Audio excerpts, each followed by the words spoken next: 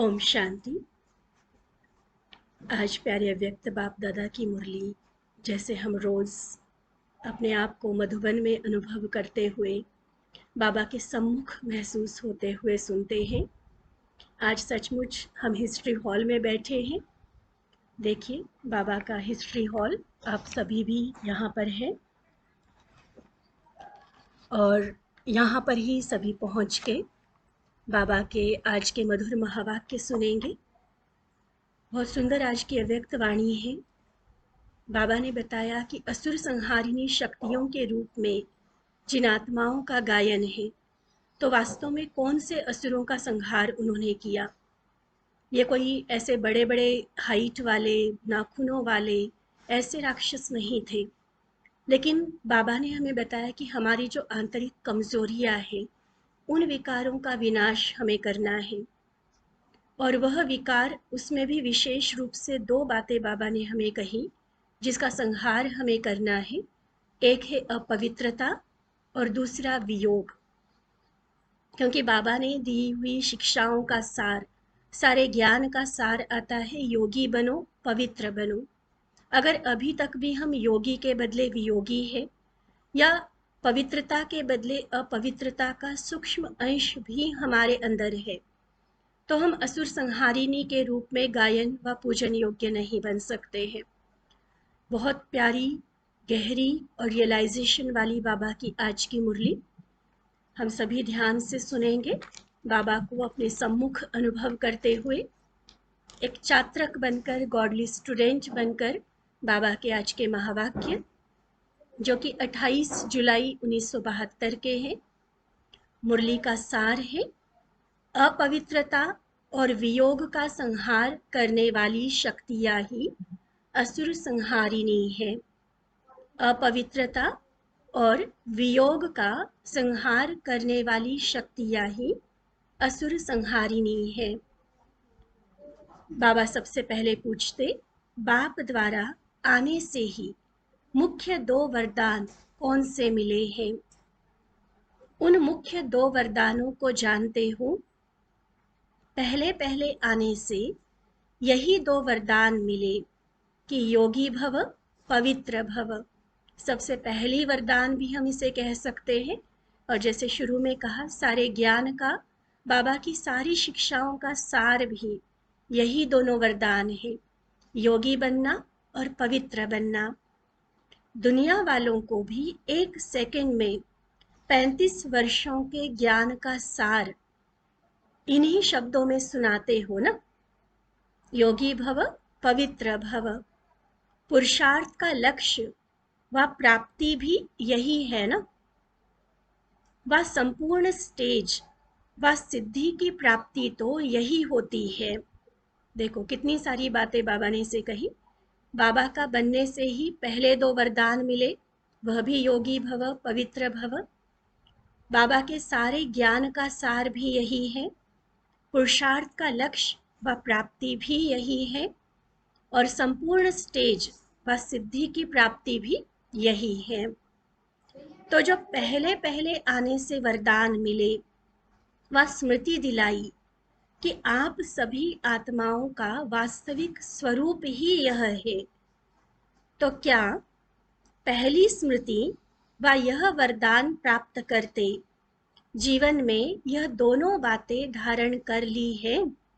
पहले बाबा ने इन दोनों बातों की इम्पोर्टेंस बताई और अब बाबा चेकिंग करवा रहे हैं कि अपने जीवन में हम देखें कि कितना हम योगी बने हैं और कितना पवित्र बने हैं। अर्थात योगी भव और पवित्र भव ऐसी जीवन बन गई है व अभी बना रही हो। क्या कहेंगे हम अपने लिए? बन गई है योगी और पवित्र जीवन या अभी बना रहे हैं? अपने आप को चेक करेंगे और बाबा को आंसर देंगे। धारणा मूर्त बन गए हो व अभी धारण कर रहे हो। है तो बहुत कॉमन बात ना, जब आधार ही हमारे जीवन का यह है, संपूर्ण स्टेज पुरुषार्थ का लक्ष्य ही यही है, तो बाबा कहते जब कॉमन बात है, अंडरस्टूड है कि ब्राह्मण माना योगी, ब्राह्मण माना पवित्र, तो जिसको ग्रांटेड माना गया है कि ब्राह्मण माना जीवन में यह होना ही चाहिए, वो हमारे जीवन में रियली में है या नहीं, चेक करें हम। सारे दिन में अनेक बार यह दो बातें वर्णन करते होंगे, तो यह दो बातें धारण हो गई है व हो रही है, प्रोसेस अभी चल रही है, या वो संपूर्ण रूप से पवित्रता और योगी जीवन को हमने धारण किया हुआ है। बाबा कहते अगर योगीपन में जरा भी वियोग है, भोगी तो नहीं कहेंगे, चलो विकारों में जैसे जाते हैं, भोग विलास में जो पड़े रहते हैं, ऐसा भोगीपन का शुद्र जीवन तो अभी नहीं कहा जाएगा।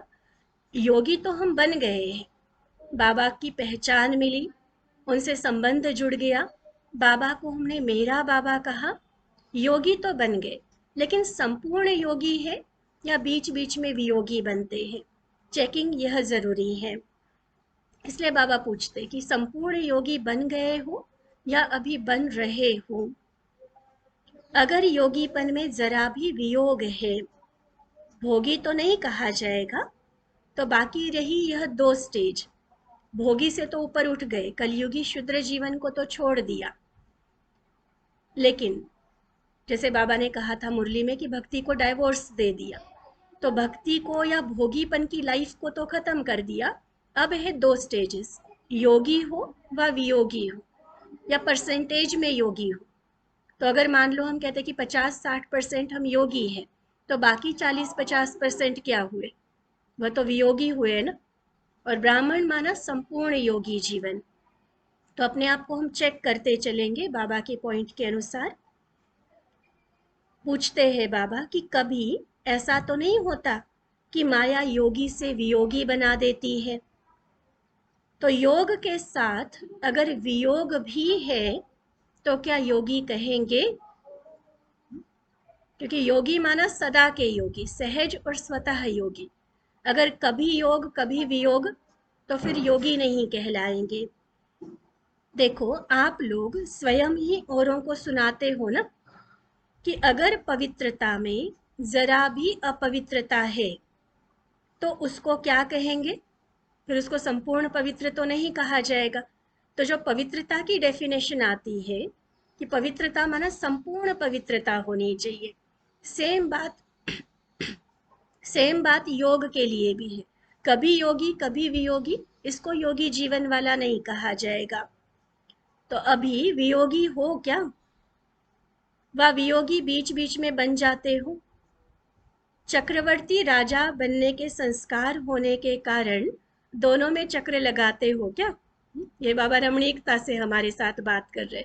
वास्तव में ये चक्र तो बाबा ने नहीं सिखाया ना हमें कि कभी कलयुग में, कभी संगम युग पर, कभी वियोगी कभी योगी, ऐसे वाले चक्र लगाने वाले तो नहीं हो ना। ठीक है, चक्रवर्ती राजा हमें बनना है, लेकिन वो इस तरह से नहीं। वो 5 स्वरूपों का चक्र हम लगाए, चारों युगों का लगाए, तीनों लोकों का लगाए, तो चक्रवर्ती राजा बनना अलग बात है। या सेवाओं के हिसाब से अलग अलग स्थानों पर हम जाते हैं, देश विदेश की सेवाएं करते हैं, वो चक्रवर्ती राजा बनना पॉजिटिव बात है।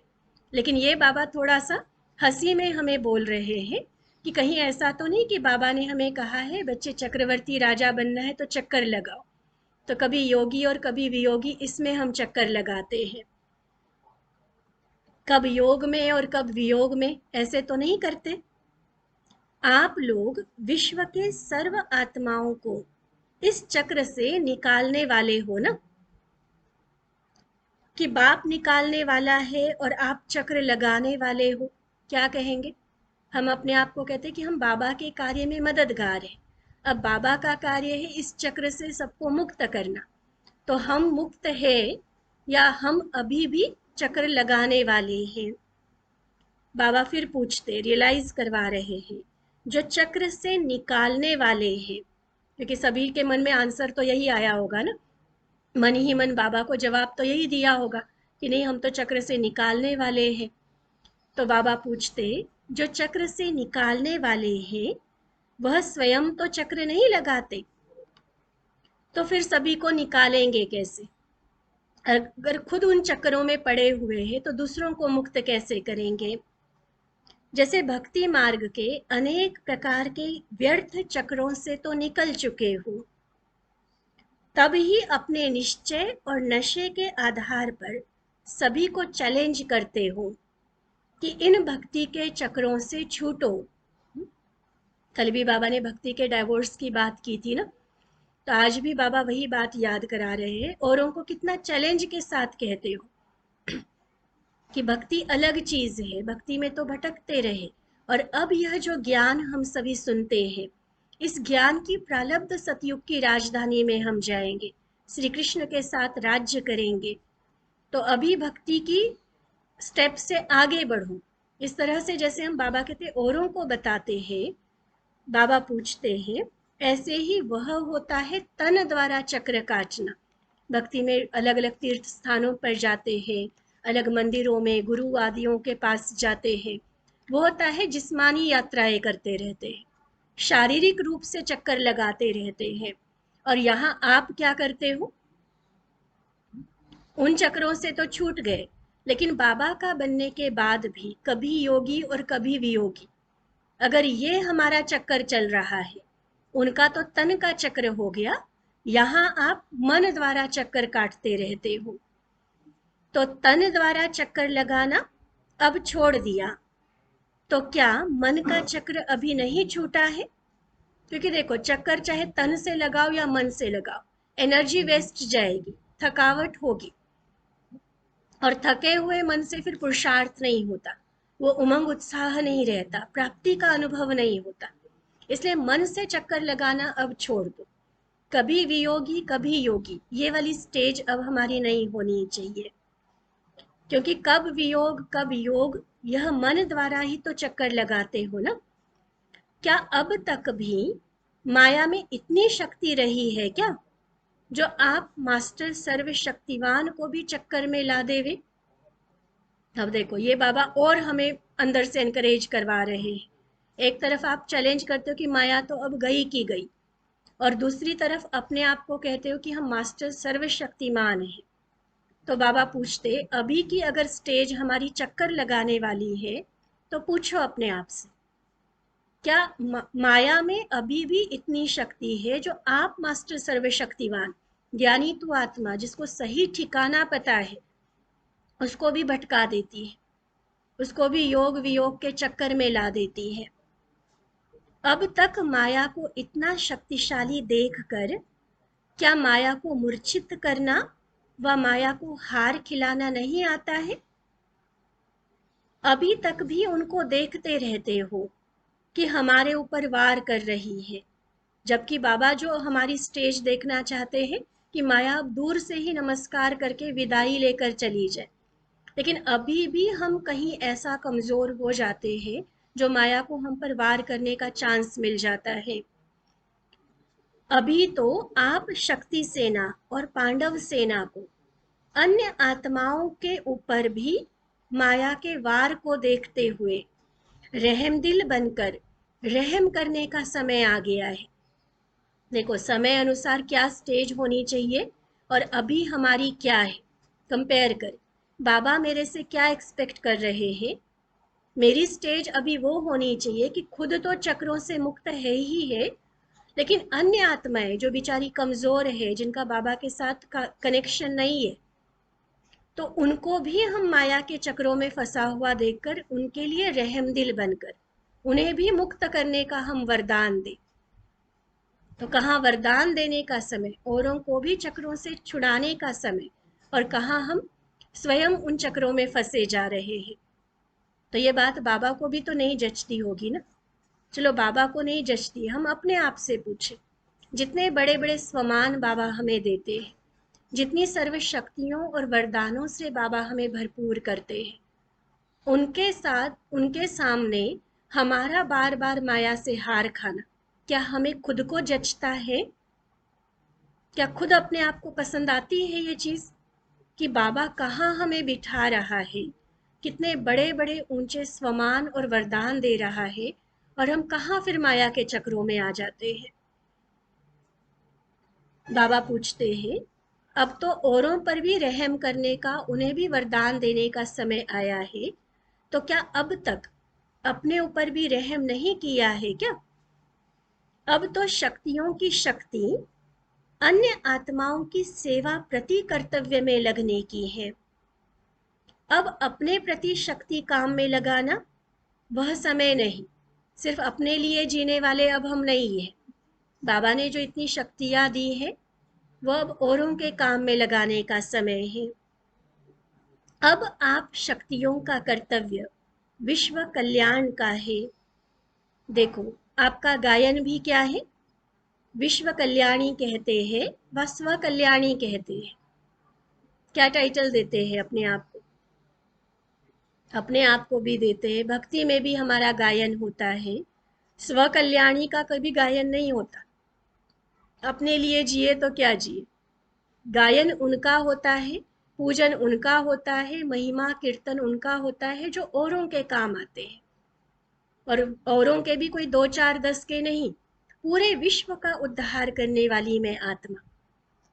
तो गायन है विश्व कल्याणी का, न कि स्व कल्याणी। नाम क्या है और काम क्या कर रहे हो? नाम है विश्व का कल्याण करने वाले, और अभी तक खुद के चक्रों में फंसे हुए हैं। खुद के कल्याण को ही पूरी तरह से नहीं कर पा रहे हैं। नाम एक और काम दूसरा। अच्छा लगता है?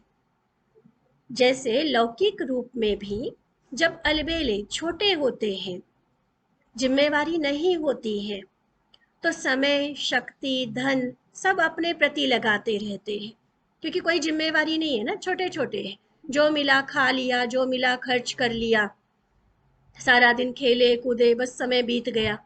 तो बस अपने लिए जीते हैं ना छोटे बच्चे। लेकिन जब हद के रचयिता बन जाते हैं, जब खुद बच्चों के माँ बाप बन जाते हैं, तो जो भी शक्तियाँ व समय है वह रचना के प्रति लगाते हो। ये लौकिक का कितना कॉमन सा एग्जाम्पल देकर बाबा कितनी बड़ी बात की रियलाइजेशन हमें करवा रहे हैं। जब लौकिक में छोटे हो, अपने लिए समय लगाया, बड़े हो गए, आगे बच्चों की रचना की, तो सारा समय, शक्ति, धन उनके लिए खर्च होता है। तो अब सोचो, आप कौन हो? क्या ईश्वरीय जीवन में हमेशा छोटे बच्चे बनकर रहना है, या बड़ा बनकर बाबा के साथ उस कर्तव्य को निभाने में सहयोगी भी बनना है, जिम्मेवार बनना है? अब टाइटल सुनो अपने। बाबा कहते, आप मास्टर रचयिता, जगत माताएं अभी तक नहीं बने हो क्या? विश्व के उद्धार मूर्त अभी नहीं बने हो क्या? विश्व के आधार मूर्त नहीं बने हो? टाइटल्स कितने खुशी से बताते हैं। जब देखो राखी, नए साल, शिवरात्रि पर या मधुबन जाते हैं, किसी सीनियर्स को मिलते हैं, कोई ना कोई ब्लेसिंग कार्ड हमें मिलता है, कितना खुश होते हैं। देखो, बाबा ने मुझे आधार मूर्त का वरदान दे दिया, आज मुझे विश्व कल्याणी का टाइटल मिल गया। या रोज के भी जो वरदान आते हैं, सुन के रिपीट करके तो हम खुश हो जाते हैं। आज बाबा उन वरदानों की रियलाइजेशन हमें करवा रहे हैं। क्या क्या टाइटल्स मिले, दोबारा नोट करना अपने पास। मास्टर रचयिता, जगत माताएं, विश्व के उद्धार मूर्त, विश्व के आधार मूर्त हो। तो जैसे शक्तियों का गायन है कि 1 सेकंड की दृष्टि से असुरों का संहार करती है। देखो, अभी नवरात्रे भी आ रहे हैं ना, अगले महीने नवरात्रे आ जाएंगे, कितना गायन करेंगे शक्तियों का कि 1 सेकंड में देवी की दृष्टि किस पर पड़ी और असुरों का संहार हो गया। तो क्या जो मेरा जड़ यादगार है, प्रैक्टिकल मेरे जीवन में है? पूछ रहे हैं बाबा, क्या अपने से आसुरी संस्कार व अपवित्रता को सेकंड में संहार नहीं किया है? व दूसरों के प्रति संहार ही नहीं हो कि हम दूसरों के अवगुण मिटा देंगे। दुर्गा तो हम बनेंगे, लेकिन दूसरों के दुर्गुणों को मिटाने के लिए। अपने कौन मिटाएगा?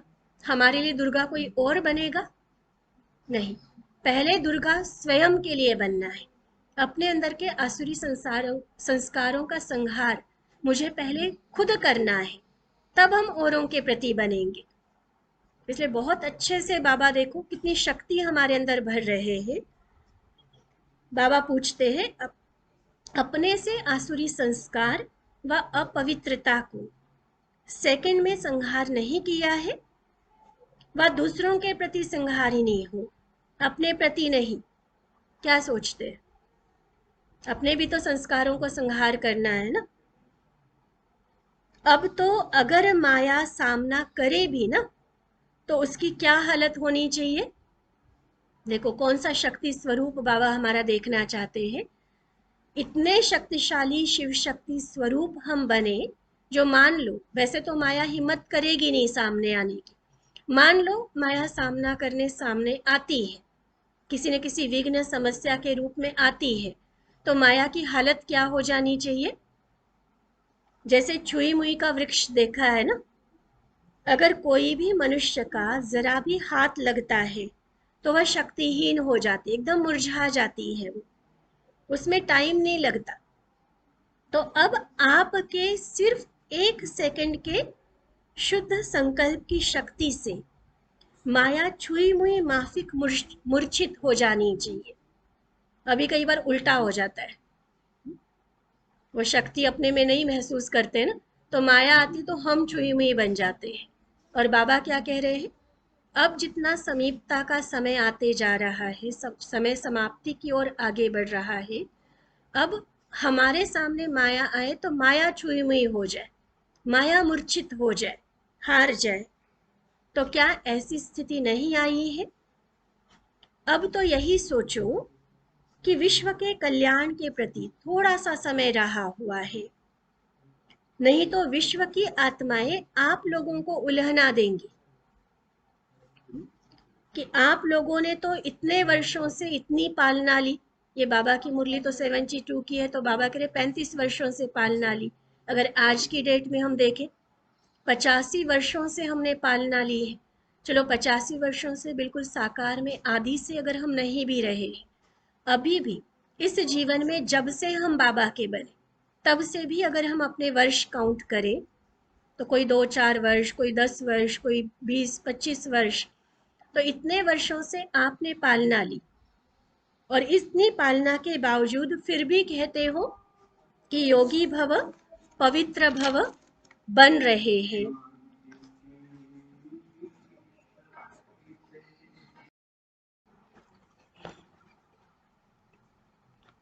तो बाबा कहते हैं दुनिया वाले फिर आपको उल्हना देंगे कि आपने तो इतने वर्षों से पालना ली, भगवान से इतना नज़दीक मिलन मनाया, पालना ली, वरदान लिए, फिर भी आप अभी कहते हो कि अभी हम बन रहे हैं, पूरी तरह से योगी पवित्र बने नहीं हैं। तो और हमको कहते हो कि 4 वर्ष में वर्षा ले लो, फिर आपका ही उल्हना आपको देंगे कि हमें पहले क्यों नहीं बताया। फिर आप क्या कहेंगे?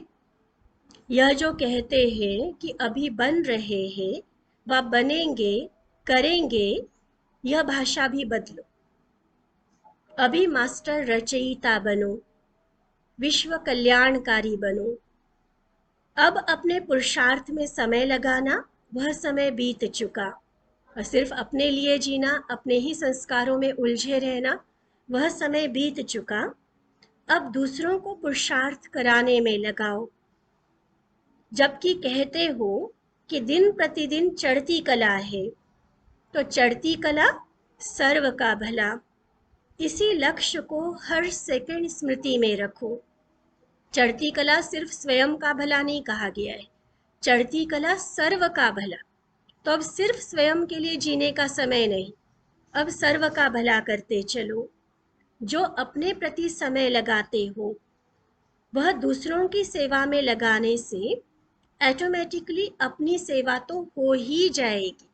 जैसे कहावत है ना, होली के रंग जो बांटता है उसके हाथ खुद रंग जाते हैं। तो जब दूसरों की सेवा में अपने आप को बिजी रखेंगे, जो कुछ बाबा से मिला वो सारा औरों को देते जाएंगे, तो स्वयं का स्टॉक तो ऑटोमेटिकली भरपूर रहेगा, तो अपनी सेवा तो उसमें हो ही जाएगी। अपनी अपनी तरक्की करने के लिए पुराने तरीकों को चेंज करो। पुराने तरीके थे बस अपने लिए समय लगाओ, अब नहीं, अब बाबा कहते औरों के लिए समय लगाओ, अपनी तरक्की अपने आप हो जाएगी। जैसे समय बदलता जाता है, समस्याएं बदलती जाती हैं, प्रकृति का रूप रंग बदलता जाता है।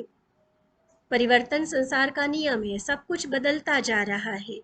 तो वैसे अब अपने को भी परिवर्तन में लाओ, खुद पुराने तरीकों से नहीं चलो। अब वही रीति रस्म, वही रफ्तार, वही भाषा, वही बोलना, अब बदलो। बन रहे हैं, कर रहे हैं, बन जाएंगे, ये नहीं। अब ये भाषा बदलो, समय भी बदलो तो रफ्तार भी बदलो अपनी। आप अपने को ही नहीं बदलेंगे तो दुनिया को कैसे बदलेंगे? कहते हैं ना, हम बदलेंगे तो दुनिया बदलेगी, और हम ही अगर नहीं बदले तो विश्व परिवर्तन के निमित्त कैसे बनेंगे? बाबा कहते हैं जैसे तमोगुण अति में जा रहा है, यह अनुभव तो होता है ना। कितनी देखो दुनिया में गंदगी, नैतिक पतन कितना अधिक होता जा रहा है। तो आप फिर अतीन्द्रिय सुख में रहो। वो निगेटिविटी में, तमोगुण, तमो प्रधानता में, अति में जा रहे हैं। हम अपनी सात्विकता में, पवित्रता में, अतीन्द्रिय सुख की अति में जाए।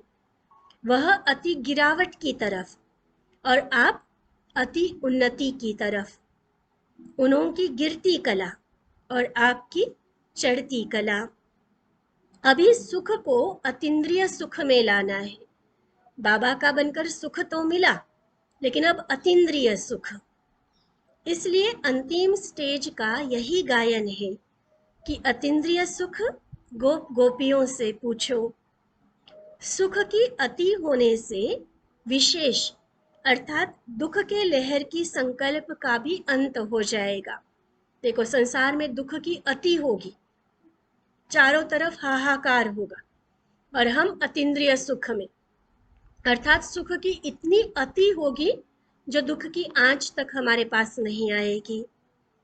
तो अब यह नहीं कहना, भाषा बदली करने के लिए बाबा कह रहे कि करेंगे, बनेंगे, नहीं, हम बनकर औरों को भी बना रहे हैं। अब सिर्फ सेवा के लिए ही इस पुरानी दुनिया में बैठे हैं। ऐसा नहीं कि अभी हम पावन नहीं बने हैं, संपूर्ण नहीं बने हैं, अभी पुरुषार्थ बाकी है इसलिए बैठे हैं, नहीं। ये जो दादियों की हमने प्रैक्टिकल स्टेज देखी, कभी कोई कमी लगती ही नहीं थी, बस अगर है तो सेवा के लिए है। वो प्रैक्टिकल स्टेज हमारी बन जाए कि अपने संस्कारों का हिसाब किताब चुकतू करने के लिए नहीं है हम अगर है तो संसार की सेवा के लिए, विश्व कल्याण के लिए। तो अभी सिर्फ सेवा के लिए इस पुरानी दुनिया में बैठे हैं। नहीं तो ऐसी स्टेज हो हमारी कि जैसे बाबा अव्यक्त बने वैसे आपको भी साथ ले जाते। लेकिन शक्तियों की जिम्मेवारी अंतिम कर्तव्य का पार्ट नूंधा हुआ है, और बस वो पार्ट पूरा करने के लिए, अपना कर्तव्य निभाने के लिए हम यहाँ बैठे हैं। सिर्फ इसी पार्ट के लिए, विश्व कल्याण के पार्ट के लिए बाबा अव्यक्त वतन में और आप व्यक्त वतन में हो। व्यक्त भाव में फंसी हुई आत्माओं को इस व्यक्त भाव से छुड़ाने का कर्तव्य आप आत्माओं का है। ये कर्तव्य याद रहे, अच्छे से बड़े अक्षरों में नोट करना अपने पास। क्या कहा बाबा ने? ब्रह्मा बाप अव्यक्त वतन में और हम व्यक्त वतन में क्यों हैं? क्योंकि सारे संसार की आत्माएं जो व्यक्त भाव में फंसी हुई है, उन्हें इस व्यक्त भाव से छुड़ाने का कर्तव्य आप लोगों का है। तो जिस कर्तव्य के लिए इस स्थूल वतन में अब तक रहे हुए हो, उसी कर्तव्य को पालन करने में लग जाओ। अब बाकी चीजों में, अपनी उलझनों में टाइम नहीं गवाओ। जो मुख्य कर्तव्य, जिस उद्देश्य से बाबा ने हमें यहाँ रखा है, उसे पूरा करने में लग जाओ। तब तक बाप भी आप सभी का सूक्ष्म वतन में आवाहन कर रहे हैं, क्योंकि घर तो साथ चलना है ना। आपके बिना बाप भी अकेला घर में तो नहीं जा सकता। इसलिए अब जल्दी जल्दी इस स्थूल वतन के कर्तव्य का पालन करो। कौन सा कर्तव्य बताया? जो व्यक्त भाव में फंसी हुई आत्माएं हैं, उनको उससे निकालने का। अनेकों चक्रों में जो उलझी हुई आत्माएं हैं, उनको वहां से मुक्त करने का। ये कर्तव्य अब अपना पूरा करो, ताकि जल्दी जल्दी बाबा के साथ वतन में जाए, वतन से परम धाम, और परमधाम से फिर जल्दी जल्दी अपने राज्य में आकर राज्य करेंगे। बाबा कहते अब कितना समय अव्यक्त वतन में आवाहन करेंगे।